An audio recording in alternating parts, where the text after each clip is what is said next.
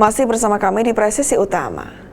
Kenaikan suku bunga acuan di Amerika Serikat 11 kali sejak 2022 akhirnya meredam laju inflasi dari puncaknya 9% lebih pada pertengahan 2022.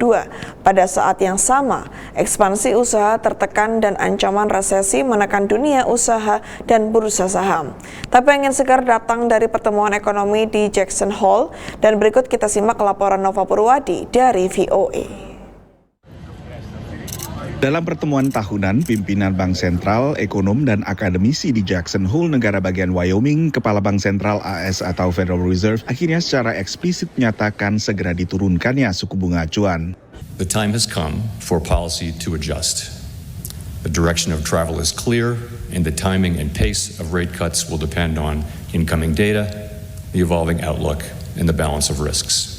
Jerome Powell mengungkapkan laju inflasi saat ini semakin mendekati target The Fed sebesar 2%. 4.5 years after COVID-19's arrival, the worst of the pandemic-related economic distortions are fading. Inflation has declined significantly. The labor market is no longer overheated. Meski Kepala The Fed tak menyebut September sebagai dimulainya penurunan suku bunga, pengamat umumnya menilai Bank Sentral AS tak akan menunggu lebih lama lagi. The dangers of waiting beyond September to cutting rates are primarily that these interest rates really make a significant impact on financing costs for companies and for individuals. Continuing to wait might just push us over the edge a little bit too far.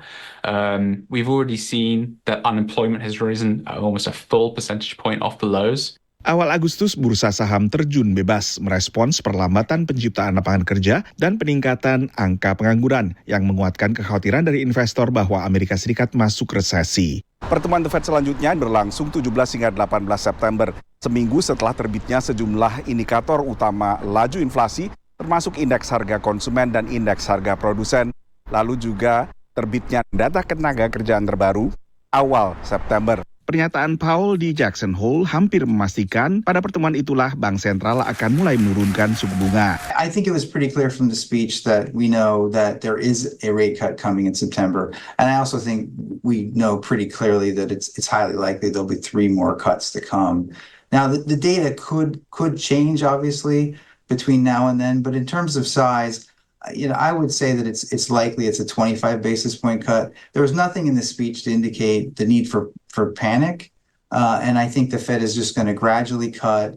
They're not going to want to spook market participants. But they also, as he acknowledged, want to make sure the labor market doesn't further soften. So I think what you're going to see is a series of gradual cuts, and eventually the Fed could get all the way down to 3% or even below if they're able to hit their 2% target. Suku bunga acuan saat ini berada pada level 5,4 hingga 5,5%. Angka relatif tinggi tapi tak sampai separuh angka tertinggi pada tahun 1980-an. Saat laju inflasi juga sempat tak terkendali. Dari Washington DC, Nova Purwadi dan tim VOA.